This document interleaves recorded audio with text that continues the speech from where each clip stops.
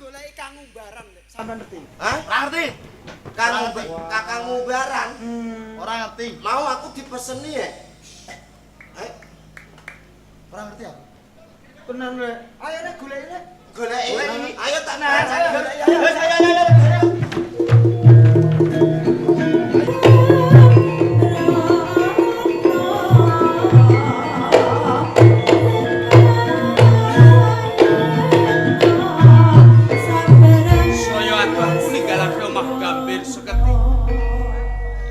Muga-muga wae si Adi Pujan tansah mituwa apa sing dadi dawuh Simbah. Pujan, aja nganti kowe badal apa sedadi dawuh Simbah Pujan. Sarewange Kakang nyambut bal nyambut gawe.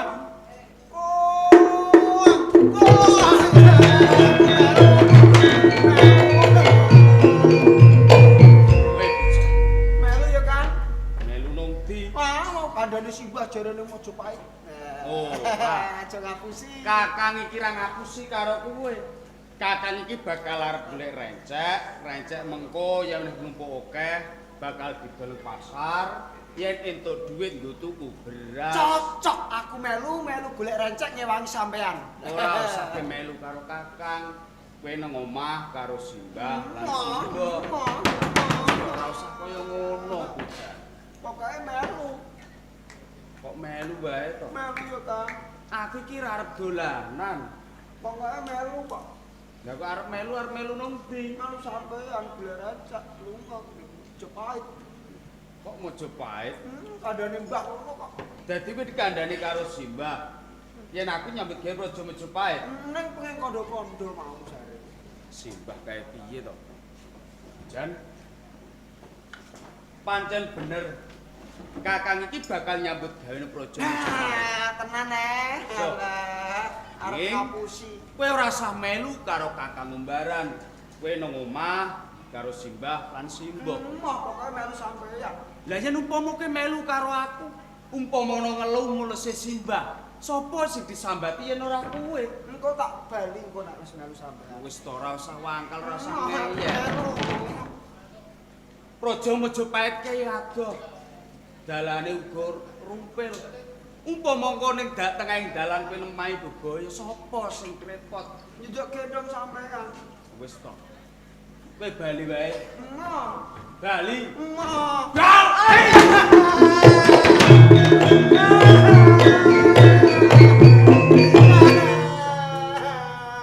Sepapurane Pujan. Umpama to kakangan nyempalane karo kowe Pujan. Satenane aku ra mentolo karo kowe ning mergo kowe wangkal ben melu aku nyambut gawe Praja Mojopahit Pujan. Aku melu ya, Kang. Tarewangi kakak ban nyambut gawe Praja Mojopahit. Iki kanggo mulyake karo kowe Pujan. Aja nganti Pujan iki disenges karo kanca ruangmu. Mergo sandanganmu sing ala Pujan.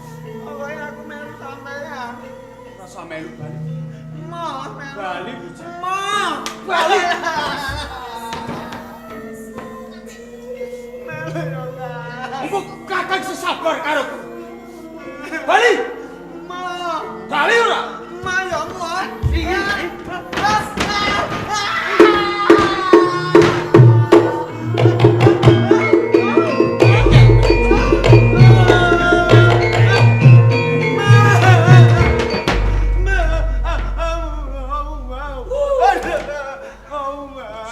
Kandhane ngeyel bekane koyo ngene iki. Umbaran, Simbah. lho kowe kok tegel to? Jare njaluk dulur. Bareng diwehi dulur terus ngene kedadiane. Dadi ngono njaluk dulur iki terus arep nggo kepruk-keprukan ngene iki ta. Kowe iki cah gedhe kok ngono ngene kuwi. Iki sing salah iki sampean, Pak. Eh. Sadurunge aku ninggalake omah Gambir seketi.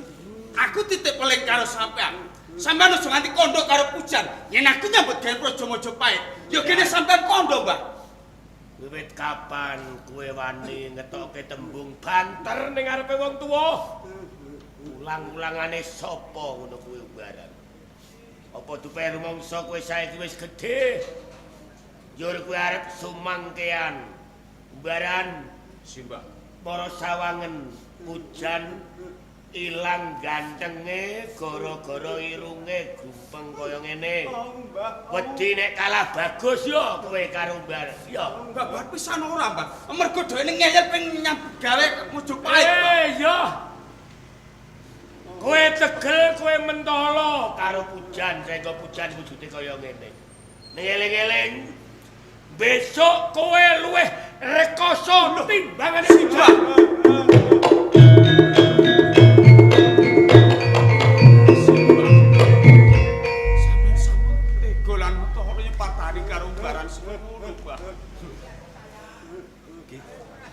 Nggih. Mboten napa-napa, Mbak.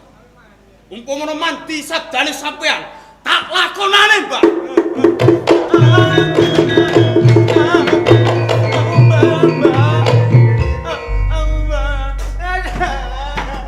Aidoni ae kandhanane ngeyel pengen melok-melok.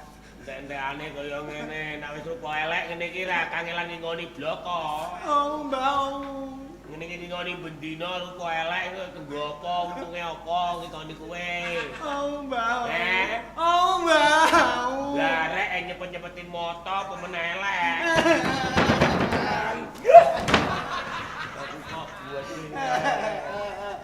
Kok elek ngene mosok jeneng Pujan. Kapiken jeneng nek jeneng Pujan iki. Digantine, Mbak. Tak jenakno tolok. Malah nyeli. Omonganmu dadi bindeng Jan. Jenengmu saiki ora Pujan nanging Pangsen. Pangsen ya.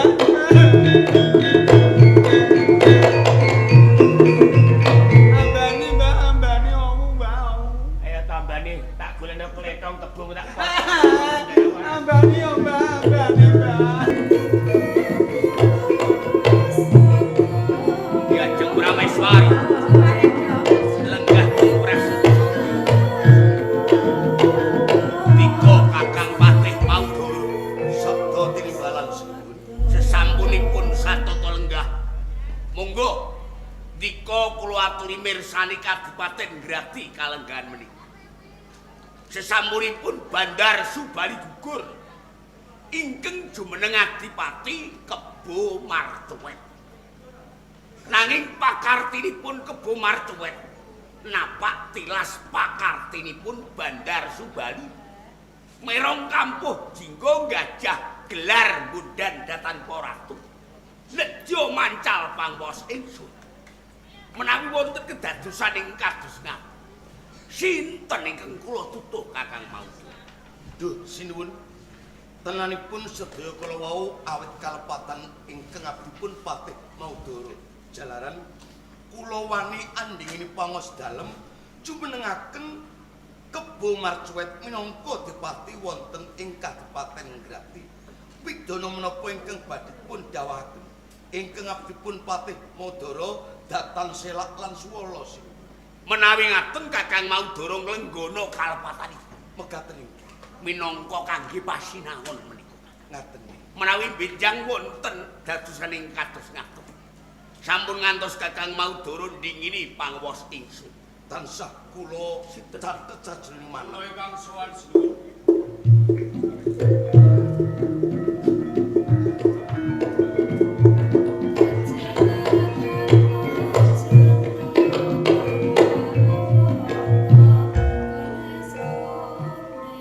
Gus, Dawuh kula sinuwun, ora jeneng ingsun tambuh marang sira. Nanging lagi pisaniki ingsun ngerti marang slira. Tenane sira kuwi sapa lan bocah saka kendi apa kang dadi karepmu? Kepareng kula matur sinuwun. Kula Joko Umbaran saking Gambir Seketi ngantos kula minggah wonten pendhapi Praja Mojopahit. Kula kepen suwita wonten Praja Mojopahit sinuwun. Niat sediamu mung arep suwita. Injih sinuwun. Umbaran kebeneran ngepasi pasuwitanmu ana adipati anyar ing Grati kengaran Kebo Marcuet. Kebo Marcuet nedya balela ana ing kraton Mojopahit wani marang pangwas ingsun. yen pancen cilik sira bisa bondo, gedhe bisa mateni Kebo Marcuek. Sawangen garwaning sun lagi wae ngandhek sepuh. Kalamun besok ana lairipun nang Jabang keng dikandhep garwaning sun. Mijil pawestri bakal ingsun jodhokake marang sira.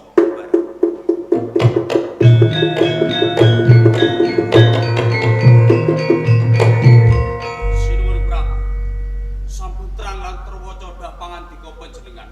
Keparang nyun pamit tambeng pangestus. Enggal tindakno bareng.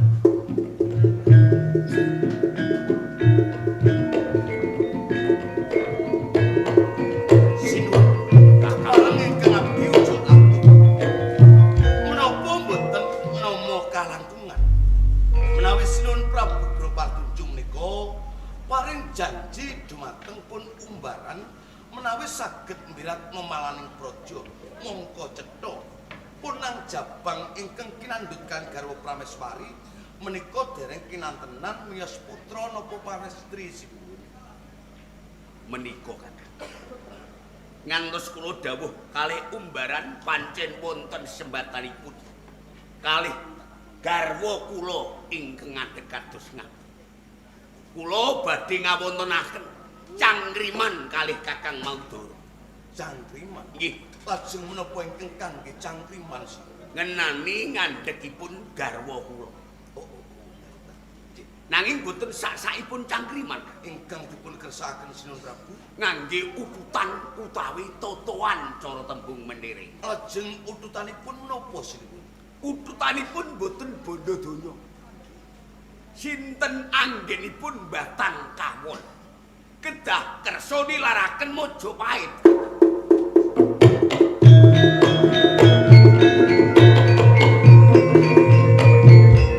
Ingkang abdi namung ndederek kersa dalem. Ingkang Batang langkung rumiyin kula menapa Kakang Maudara langkung rumiyin. Langkung prayogi menawi to Sinuwun Prabu ingkang Batang langkung rumiyin. Ngaten. Putra kula benjang lahir kakung.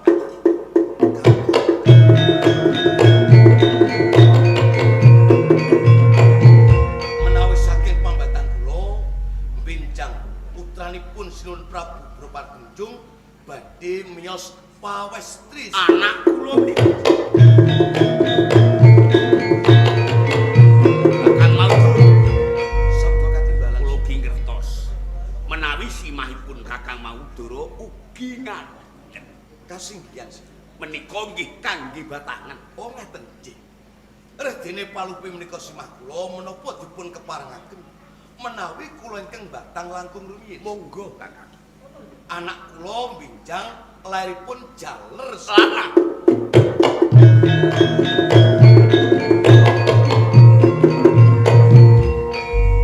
Putranipun Kakang Maudara benjang pawestri.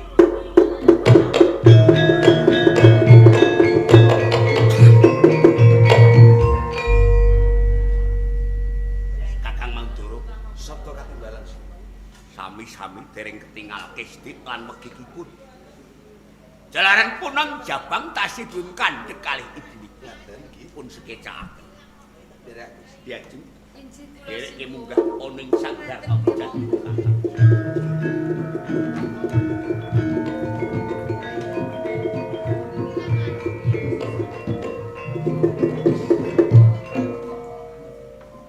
Tuhu mustikaning jalma. Manungsa lipat seprapat amat. Aku ngerti yen to penang Jabang kang kinandhut dening Prameswari. Kuwi tenane bakal miyos putra utawa lanang. Mongko aku Batang wadon. Teges aku bakal kalah gonku cangkriman. Yo. Aja nganti aku kalah bebatangan kelawan Sinuwun Prabu Bropardunjung. Ora ketang aku kudu tumindak laku nista. Bakal tak lakon. Putrane Sinuwun Prabu Bropardunjung bakal tak landak, bakal tak ijoli lan anakku.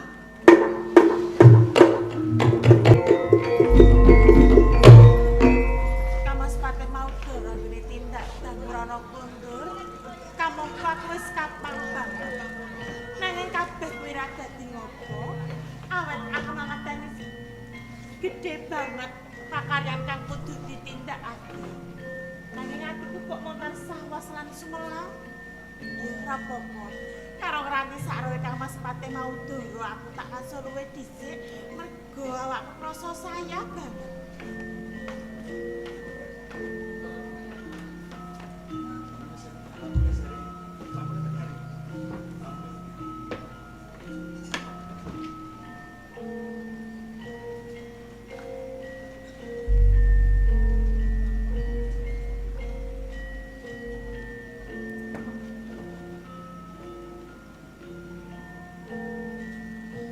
Rasane atiku ora mentolo. Ning paripaksa iku kudu tak lakoni. Aku misahke daging stempel kang tumetes ana ing ragane garwaku. Aku kudu pisah kelawan anakku. Yen tak lakoni aku dosa. Nek yen ora tak lakoni aku kalah. Ya. So. Lalu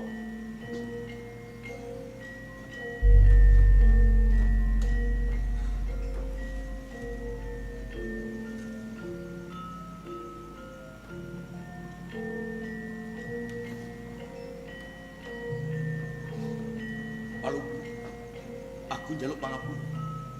Kabeh iki tak lakoni. Mergo aku ngepenginake besok turunku bisa ngenyam kamukten ana ing Majapahit. Karya Bagya Mulya wong.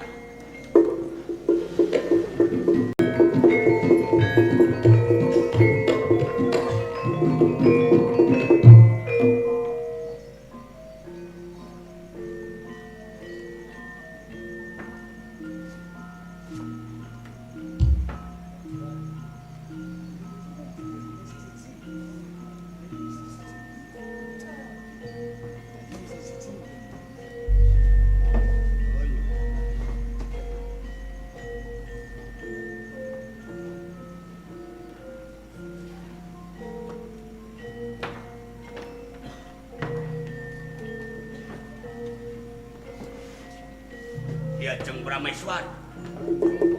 Coba ini.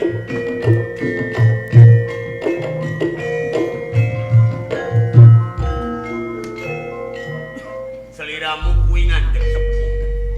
Ning gone sare kok angler tempeng. Apa ora ngrasake sumu awake ora ngrasake pegel kabeh. Nggih jane nggih raosaken lumrah sanget kok sinuwun. Coba hitungane wis pirang wulan nggonmu ngadeg. Jembut kula menika sampun wonten 9 wulan langkung 10 dinten. Sampun titiwancine lekipun nang jabang bayi sinuwun. Mengko gek hitunganmu kleru. Mboten. Loh, aduh. Lah kok sakit sinuwun? Kono. Yang pungkuran. Timbali abdi. Duh. Sang Bathara. Mugi-mugi anak kula panjenengan paringi lahir kakung. Cek men Kakang Maudara kalah anggenipun batangan kali.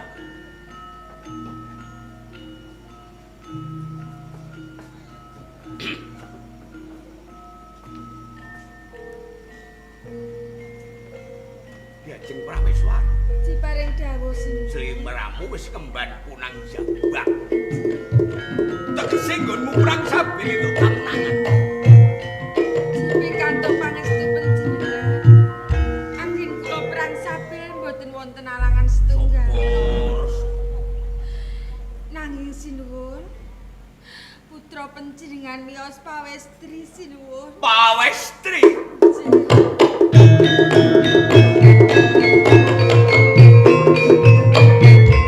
Kakang Maudara. Prameswari katemben babaran sih. Nggih.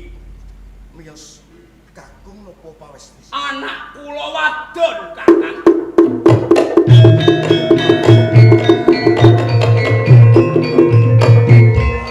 Pangestu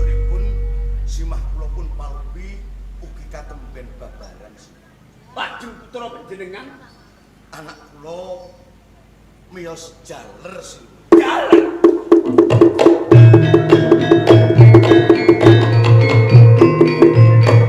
Kakang Maudoro, Sabda Kakang cetha Balas. kula kalah kistik, kalah pinter kali panjenengan. Nyatanipun anggen kula cangkriman kali panjenengan kula kawon. Pramila Kakang Maudoro kersa paring jimat asma kalih anak kula menika. Menapa boten sarujinu atasipun kula namung abangkat pepatih. Dene kula kedah paring jimat asma dumateng ingkang Putros. Menika kula ingkang ngersakaken.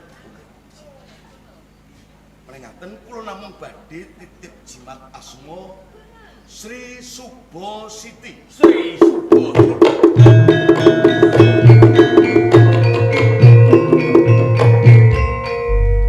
Lajeng werdinipun kados pundi, Kakang? Sri menika cetha apawak wanita. Suba menika panguwasa. Siti menika lemah utawi jagat. Mila kula gadah kapitayan. Benjang dewasanipun Sri Suba Siti menika saged dados ratu-ratuning wonten ing gelaring jagat raya. Anak kula menika.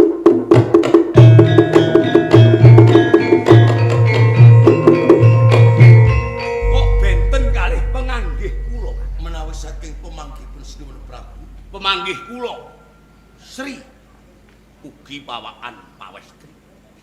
Suba kados dening kewan landak. Siti menika lemah. Dados lahiripun anak kula dipun landak.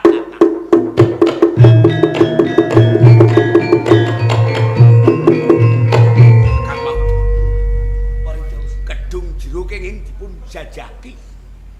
Inggih gunung kenging dipun rambati. Nanging sinten ngertos aten-atenipun tiyang. Mboten menapa men. Kula Nalendra gung binethara wonten ing negari Majapahit. Mboten ngoncati waca mlenjani janji. Nalika kula ngawontenaken cangkriman kalih Kakang Maudoro, sinten ingkang kawon kedah kersa nilaraken Majapahit. Wiwit menika kula badhe nilaraken Majapahit, Kakang.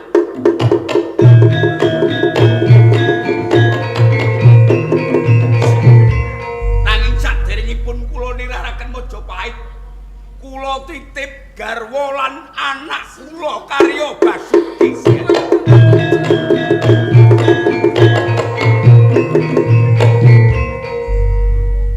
Prameswari Ji kula Kakang Maudoro.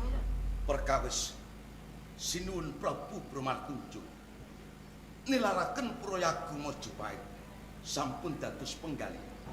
Mangke kula ingkang badhe anggula wentak dumateng ingkang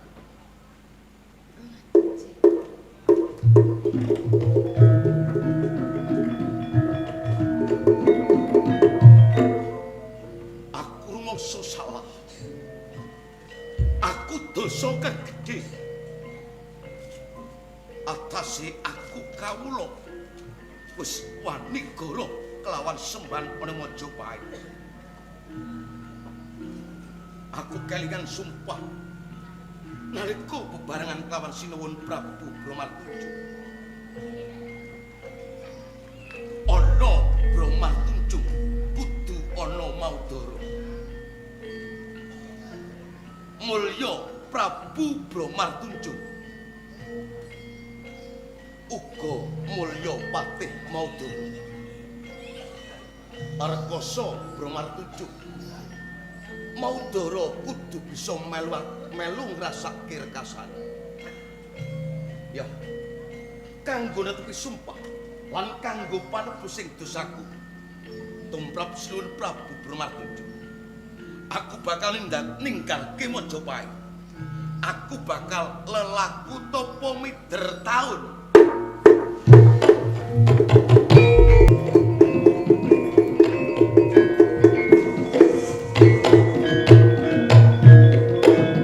Syukur maksakus tumeka ning Kabupaten Grak. Bakal tak sumbari aku bisa adu arep karo Bupati Kebo Marcuet. Bupati Kebo Marcuet. metu njaba tandhingane iki Joko Umbaran. Jago Raja.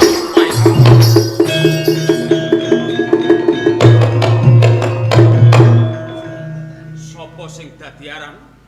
Tek sang saka tenggak mengisor kaya dene manungsa lumrah. Tenggak mendhuwur kaya dene maisa utawa kebo sapa sing dadi aran? Wani-wanine kuwi ngembari Kebo Marcuet. Aku kang aran Kebo Marcuet. Dadi kowe sing aran Kebo Marcuet. Ali sapa? Aku Joko Umbaran. Jagono saka Praja Majapahit. Kaget karo kowe Kebo Marcuet. Maju tabrakan sapa? Ayo Kebo Marcuet.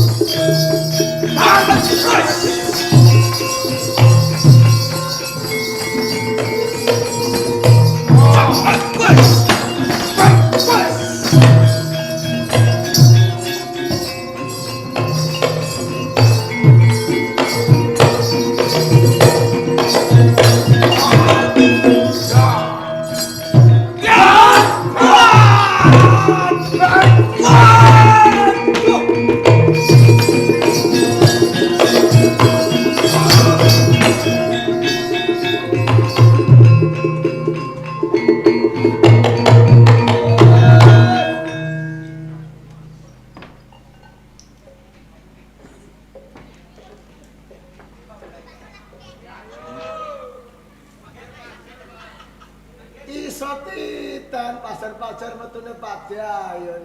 Kulino tuku legian mesti. Mlaku wit-wetan nganti ngulon uga ana sing tuku blas. Iki engko mulai nggawa dhuwit apa ora? Lah. Iki ya gathuk ana wong nunggone ning isor wit. Loh. Awake bublah getah kabeh iki mangkene ngopo? Akale Pak Dayon nah. Ombeni legen, ucahe tangi kon bayar. Aduh, tak ombeni legen. Lho, tangi lho. Lho. Sodak kowe. Kowe tak tarik duit ayo. Loh. Tangi. Aduh ya Pak. Ada apa? Awakku lara kabeh yo Pak. Mulane yen dolanane ku aja penekan. Ngene iki lho, nganti tidok ngene iki. Aku ora tiba saka wit. Lho, aku tetandingan gelut karo Kebo Marcuet yo Pak. Kleru. Kebo Marcuet. Kowe jenengmu sapa yo Pak? Pak Dayon, Bapak Tulkiem Bakul Legon. Dayon, Bapak Tulkiem. Iya, lah kowe aku Umbaran. Pak. Para maju rene, para maju. Wis. Ora apa-apa. Lah.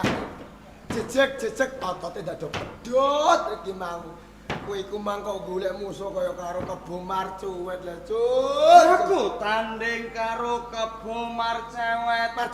Aku jago wong Majapahit yo Pak. Jagone wong Majapahit.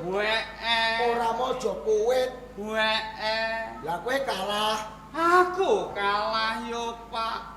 Nganti awakku ngojaraje. Sikilku gecek didaki yo Pak. Kowe ngono. Kowe kok golek musuh karo Kebo Marcuet iki wonge jaduk. Mau musuhe ya kowe kalah. Ngene nganggo carane Pak Dayon ae. Piye carane? Aku bisa menang yo Pak. Umpama kowe gelut, kowe kalah. Saiki gunane cara japa mantra. Piye japa mantrane Pak Dayon? Tak parai. Engko dirone aku lho ya. Japa mantrane kaya ngene.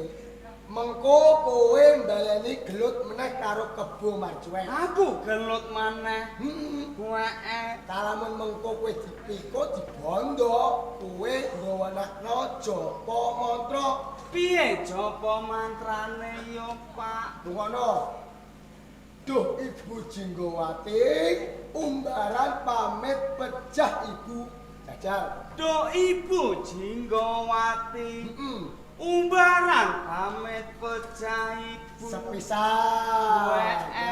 Sing kaping pindho mengko kowe didako anak karo Kebo Marcuwet, kowe gelem. Aku kudu gelem. Iya. Ning ana syarate. Piye syarate Pak Dayo? Kudu njaluk gendong kowe kok. Aku kudu njaluk gendong. Sawise aku njaluk gendong, Gandukan sungu loro, kiwa tengen, mengko tak wis mbok poklek.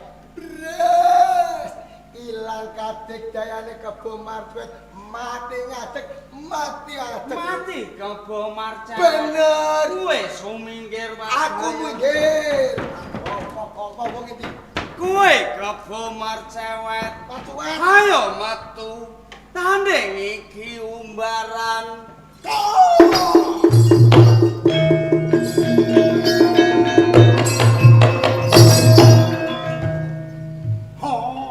Kowe Kebo Marcuwet.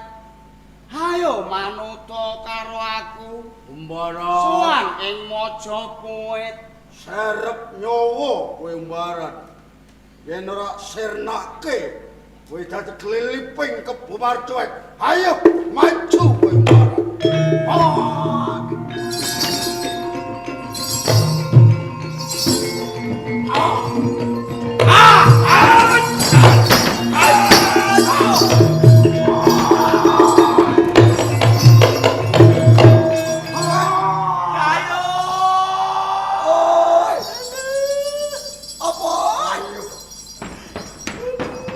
Wis. Jopo. Aku lali coba mantrane. Ora meling ta. Ayo, Pak, tuntun. Usai jopo tahun anak, Pak. Usai. Ayo. Ibu Jinggowati. Duh Ibu Jinggowati. Umbaran pamit pecah Ibu. Pamit pecah Ibu. Mati ngadeg kowe. Bosok. Ayo. Dage, katene yo. Umbaran. Wee. Orang kowe tingkes sambat lan Jinggowati. Kapan apa kowe lan Jinggowati? Umbaran anak Jinggowati. Umbaran anak Jinggowati. Wee. Yen ngono kowe anak.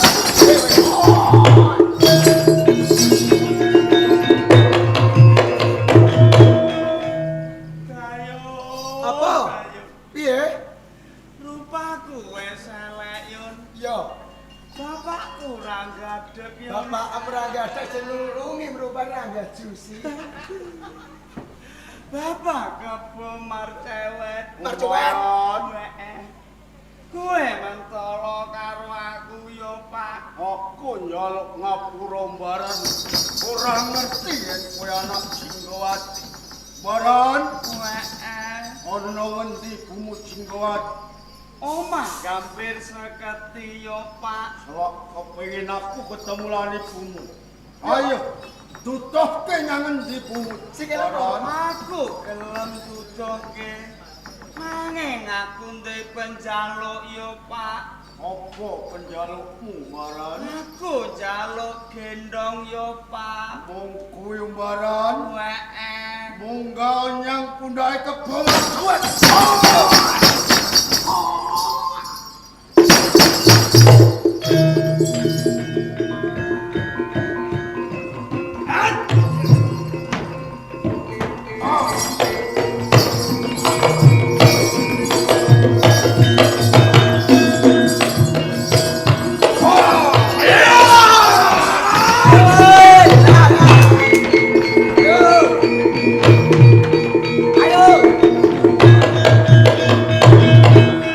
Walah, menangan glelen niki. Dayon bapake Turkiya. Apa umbaran? Sawise Kebo Marcuwet. Marcuwet. Wee. Tak tugel sungune. Dadi pusaka. Iki apa jenenge yo, Pak? Godho wesi kuning. Kaca wesi kuning, pedang Kunto Sukayana. pedang nuna-nuna, Sukayana. nyuna-nyuna, Sukayana. Sukayana, Oke. mukti umbaran, Mukti. mukti Pak Dayon, Cocok. soan ing Majapuit, Mojopahit. wee, Lah. nyuwun ganjaran, Mojopahit. Wes. Wias panas. Gembul Bucana. Wiboho Andrawina. Nun pamit sawetawis. Assalamualaikum warahmatullahi wabarakatuh.